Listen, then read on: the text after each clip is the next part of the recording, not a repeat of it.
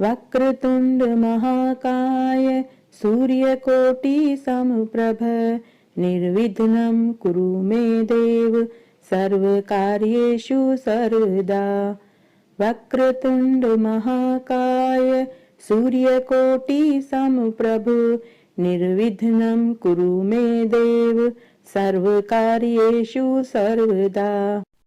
राधे राधे, जय श्री कृष्णा। मैं सीमा सिंह आप सभी को सादर प्रणाम करती हूँ। आज मैं आपको श्री शिव महापुराण का त्र्यंबकेश्वर महात्म्य सुनाने जा रही हूँ। आइए अब हम श्री शिव महापुराण में से त्र्यंबकेश्वर महात्म्य सुनते हैं। सूत जी बोले कि हे श्रेष्ठ ऋषियों, अब मैं पाप नाशक उस कथा को सुनाता हूँ जो कि मैंने गुरु व्यास जी से सुनी थी।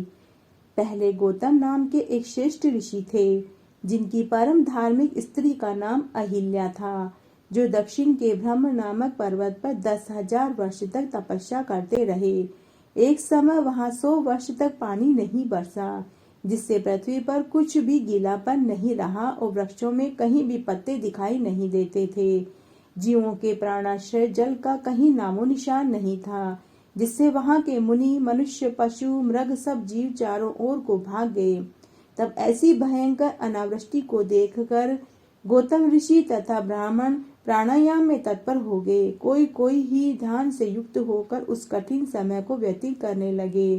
गौतम जी ने प्राणायाम का आश्रय लेकर वरुण देवता को प्रसन्नता के लिए 6 माह तक मांगलिक तपस्या करी। इससे प्रसन्न होकर वरुण भगवान वरदान देने के लिए आए। गौतम ऋषि ने उनसे वर्षा करने की प्रार्थना करी। वरुण भगवान ने कहा कि मैं महादेव जी की आज्ञा के बिना कुछ नहीं कर सकता। आप और कोई प्रार्थना कीजिए जिससे मैं उसे पूरा कर सकूं।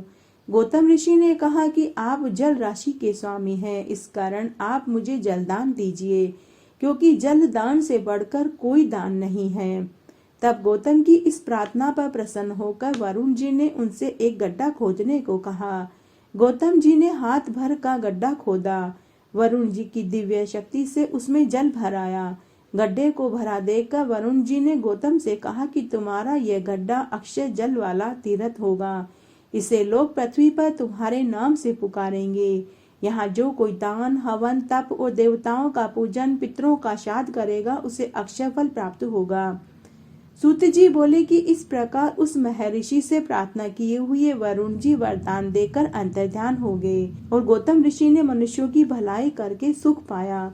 महान पुरुषों का आश्रय मनुष्य को गौरव प्रदान करता है। यही कारण है कि महात्मा लोग बड़ों के स्वरूप को देखते हैं, नीच पुरुष सज्जनों की संगति करते हैं। मनुष्य जैसा सेवन करता है वैसा ही फल पाता है। बड़ों की सेवा से बड़प्पन और नीच की सेवा से नीचता प्राप्त होती है। सिंह के माद की सेवा से मोती और गीदड़ की स्थान की सेवा में अस्थियां ही प्राप्त होती है। उत्तम पुरुष पराया दुख को नहीं सह सकता, उसके लिए सम दुख पाना अच्छा होता है, परंतु वे दूसरों का दुख अवश्य दूर करते हैं। दयालु, निरअभिमानी तथा उपकारी एवं जितेंद्रिय, इन चारों प्रकार के पुण्य स्तंभों से पृथ्वी शोभायमान रहती है।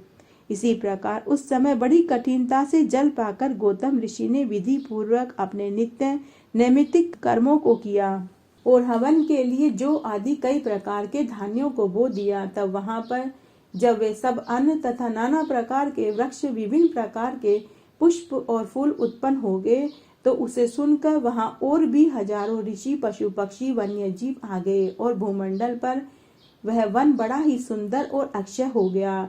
जल के संयोग से अनावृष्टि का दुख दूर हो गया और गौतम जी के प्रभाव से वह वन आनंदमय हो गया। सूत जी कहते हैं कि हे ब्राह्मणों, एक समय जब गौतम ऋषि ने अपने शिष्य को जल लाने के लिए भेजा, तब वे पात्र लेकर गर्त पर गए।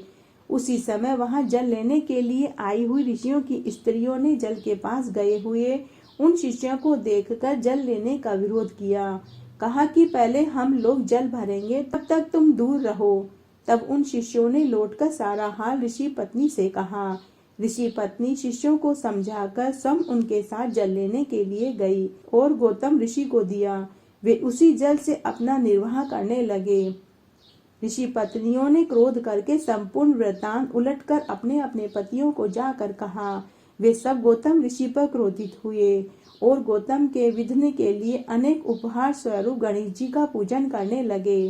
भक्तों की इच्छा अनुसार फल देने के लिए गणेश भगवान प्रसन्न हो गए और बोले कि मैं तुम्हारी तपस्या से प्रसन्न हूँ, तुम वर मांगो। गणेश जी के ऐसे वचन सुनकर ऋषि बोले कि यदि आप हमसे प्रसन्न हैं तो ऋषियों द्वारा धिक्कार दिलाकर गौतम को इस स्थान से बाहर निकाल दीजिए। ऋषियों की इस प्रार्थना को सुनकर गणेश जी हंसकर बोले कि हे संपूर्ण ऋषियों, समय तुम सब अच्छा नहीं सोच रहे हो। उनके अपराध को बिना जाने उनसे क्रोध करना तुम्हारी ही हानि है। जिन्होंने पूर्व काल में तुम्हारी भलाई के लिए यहाँ जल लेकर आए, उनको दुख देना ठीक नहीं है। यदि तुम लोग उन्हें दुख दोगे तो तुम लोगों का ही नाश हो जाएगा। गणेश जी के ऐसी वचन सुनकर मुनिजन अज्ञान बुद्धि को प्राप्त हुए और फिर वो बोले कि हे स्वामी, आप मेरे इस वचन को पूर्ण करें, हम दूसरा कुछ नहीं जानते। गणेश जी बोले कि दुर्जन पुरुष सज्जनता को और सज्जन पुरुष दुष्टता को कभी भी नहीं प्राप्त होते। सर्वप्रथम तुम्हें जो भोजन का कष्ट हुआ तो गौतम जी ने तुम्हें भोजन दिया, अब तुम लोग उन्हें ही दुख देना चाहते हो। यह तुम्हारे लिए अच्छा नहीं होगा, तुम कोई दूसरा वर मांगो। इतना कहने पर ऋषियों ने गणेश जी के वचन को नहीं माना। इतना समझाने पर भी वे ऋषि नहीं माने। तब गणेश जी ने कहा कि तुम सब जो प्रार्थना करते हो वही होगा, परंतु पीछे जो होनहार होगा वह भी होकर रहेगा। ऐसा कहकर गणेश भगवान अंतर्ध्यान हो गए। गौतम जी मुनियों के इस कपट भेद को नहीं जानते थे। इसके बाद भगवान गणेश जी एक दुर्बल गाय का रूप धारण करके वहां पहुंच गए जहां पर गौतम ऋषि ने जौ की खेती करी थी। वह गणेश रूपी गाय जौ का भक्षण करने लगी। उसी समय गौतम ऋषि वहां आ गए। गौतम ऋषि ने एक तृण से उस गाय को भगाना चाहा। उसी समय वह गाय बेहोश हो गई और मर गई। तभी वहां पर सभी ऋषि और उनकी पत्नियां आ गई और वे सब गौतम ऋषि पर गोहत्या का इल्जाम लगाने लगे। तब गौतम ऋषि ने अहिल्या को बुलाकर कहा कि हे देवी, यह क्या हो गया? शिवजी हमसे नाराज हो गए हैं, मेरे ऊपर तो गोहत्या का दोष लग गया है। उधर ऋषिगण और उनकी पत्नियां गौतम को ललकारने लगे और अहिल्या को खरे खोटे वचन सुनाने लगे और कहने लगे कि तुम्हारा मुंह देखना ही पाप है, तुम लोग यहाँ से चले जाओ, क्योंकि जब तक तुम इस आश्रम में रहोगे तब तक देवता और पितर हमारे दिए हुए बलि और तर्पण आदि कुछ भी ग्रहण नहीं करेंगे। तुम्हारे ऊपर गोहत्या का पाप लगा है, तुम पापी हो, तुम अपने परिवार सहित यहाँ से दूर चले जाओ। ऐसा कहकर वे सब गौतम को पत्थरों से मारने लगे, अहिल्या को कठोर वचनों से दुखित करने लगे। तब उन सबसे प्रताड़ित गौतम वहां से निकलकर एक कोस की दूरी पर जाकर स्थान बना करके रहने लगे। अर्धमास के बाद उन ऋषियों ने गौतम ऋषि से कहा कि अगर तुम अपने पापों का निवारण करना चाहते हो, गोहत्या के पाप से बचना चाहते हो, तो सबसे पहले तुम संपूर्ण पृथ्वी की 3 बार परिक्रमा करो।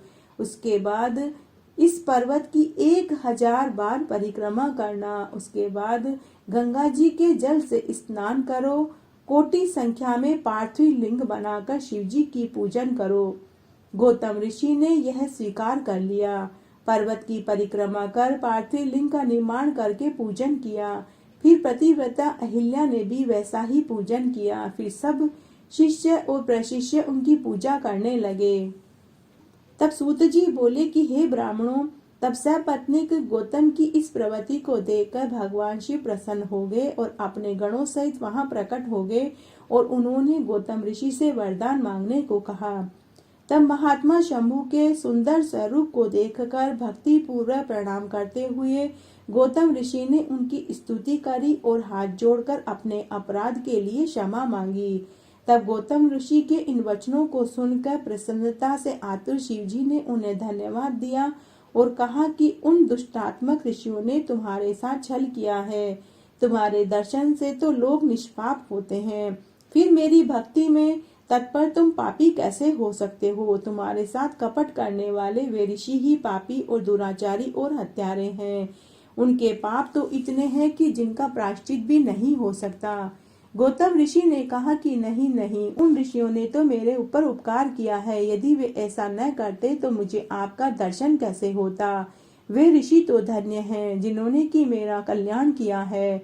तब गौतम जी के ऐसे वचनों को सुनकर भगवान महादेव प्रसन्न हो गए और उन्होंने कहा कि हे विप्रो में श्रेष्ठ, हे ऋषि, तुम धन्य हो, इसलिए मैं प्रसन्न हूँ और वर मांगो। गौतम जी ने कहा कि संसार में शाप प्रसिद्ध हो गया है जो दूर नहीं हो सकता। इस कारण मैंने जो सबके समक्ष कहा उसे पूर्ण कीजिए, क्योंकि जो बात पंचों में कह दी जाए वह सत्य मानी जाती है। अतः जो कुछ कहा गया है वह हो जाने दीजिए। हे देव, यदि आप मुझसे प्रसन्न हैं तो मुझे गंगा जी को देकर संसार का उपकार कीजिए। ऐसा कहकर गौतम जी ने शिव जी के चरण कमल पकड़कर प्रणाम किया। तब शिव जी ने गंगा जी का बचा हुआ वह तत्व रूप जल जो उनके विवाह के समय ब्रह्मा जी ने उन्हें दिया था, जिसे बचाकर उन भक्त वत्सल ने अपने पास रखा था, मुनि को प्रदान कर दिया। फिर तो गंगा जी का एक परम सुंदर स्त्री के स्वरूप में वहां प्रकट हो गई, जिन्हें प्रणाम करके गौतम जी ने उनकी बड़ी स्तुति करी और कहा कि हे गंगे, आप धन्य हैं, कृतकृत्य हैं, आपने सब लोगों को पवित्र किया है, अतः मुझ नरक में गिरे हुए को भी पवित्र कर दीजिए। इसी समय शिवजी ने भी गंगा से कहा कि हे गंगे, तुम मेरी आज्ञा से इस गौतम को पवित्र कर दो। तब गौतम और शिवजी के वचनों को सुनकर गंगा ने कहा कि मैं सह परिवार गौतम को पवित्र तो करूंगी, परंतु इसके बाद फिर स्वर्ग को चली जाऊंगी, इसमें कोई संदेह नहीं है। यदि आपको यह स्वीकार हो तो कहिए। शिवजी ने कहा कि नहीं, जब तक कलयुग रहे और 28वां वैवस्वत मनु हो तब तक तुम यहाँ रहो। गंगा ने कहा कि ठीक है, यदि मेरा इतना महात्म्य होगा तो मैं यहाँ रह सकती हूँ, परंतु मेरी एक बात और है, आप भी पार्वती सहित जब तक मेरे साथ पृथ्वी पर निवास करें। तब संसार के उपकार के लिए शंकर भगवान ने स्वीकार कर लिया। गंगा जी ने प्रसन्न होकर उनकी पूजा करी। सभी प्राचीन तीर्थ अनेक क्षेत्र भी शरीर धारण करके वहां आए। ऋषियों सहित सबने गौतम जी के साथ मिलकर गंगा सहित शिव जी की पूजा करी। तब उन सबसे पूजित हो शिव जी सहित गंगा जी ने ऋषियों से कहा कि हम तो यह काम करेंगे, परंतु इसका क्या प्रमाण होगा कि आप सब में हमारा ऐसा विशेष मान होगा, और संसार के लोग ये कैसे जानेंगे कि हम इतने महान हैं। यदि आप लोग इसका कोई प्रमाण दें तो मैं यहाँ पृथ्वी पर निवास करूं। तब देवताओं और ऋषियों ने गंगा जी को विश्वास दिलाते हुए कहा कि जब पृथ्वी सिंह राशि में स्थित होगी तब अवश्य ही हम सब यहाँ आएंगे। इस प्रकार जब 11 वर्ष तक निरंतर तुम में संसार का पाप धुलते धुलते हम मलिन हो जाएंगे, तब हे प्रिय गंगे, हे महादेवी, उस पाप के सब प्रकार विनाशार्थ हम आकर आपके समीप निवास करेंगे, इसमें कोई संदेह नहीं है। हमारी भलाई के लिए आप और शिव जी यहाँ निवास कीजिए। जब तक बृहस्पति सिंह राशि पर स्थित रहेंगे तब तक हम यहाँ निवास करेंगे और नित्य तीनों काल तुम में स्नान कर शिव जी का दर्शन करते रहेंगे, इससे हमारे पाप छूट जाएंगे।